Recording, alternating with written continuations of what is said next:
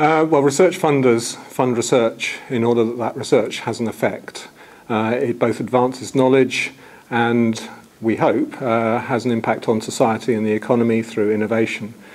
And we've done some research, and it's clear to us, at least, that that effects on society and innovation is much increased if the contents of that research, the research publications, are made openly available. It enables small, medium-sized enterprises to get hold of the material where previously they've not been able to do that.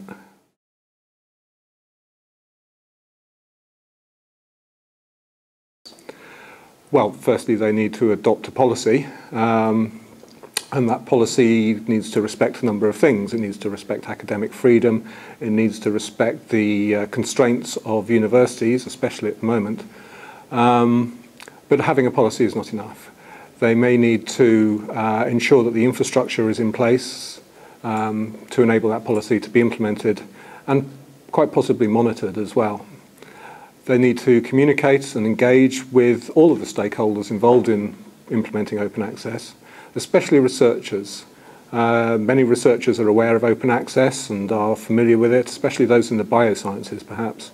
But those in other disciplines are less so, and they may have concerns, and it's important that funders engage with those concerns.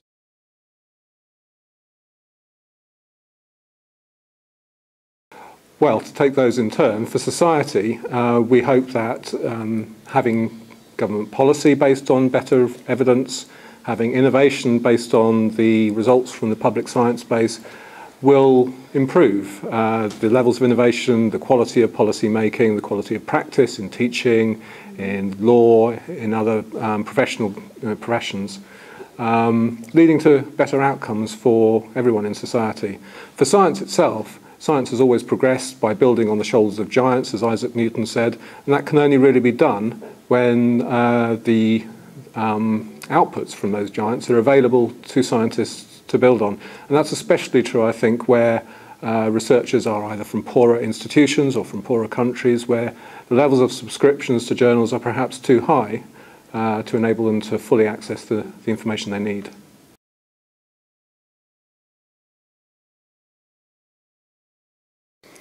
So JISC's main audience, our customers if you like, is the people working and studying in universities and colleges, and so that's who we're most interested in communicating with. And we do that through a range of web media, through social media and so on. We produce advice and guidance, information, research reports and so on that people can use when they are considering how to make their content available, whether to make their content available, and the sorts of business models they might like to consider, and so on.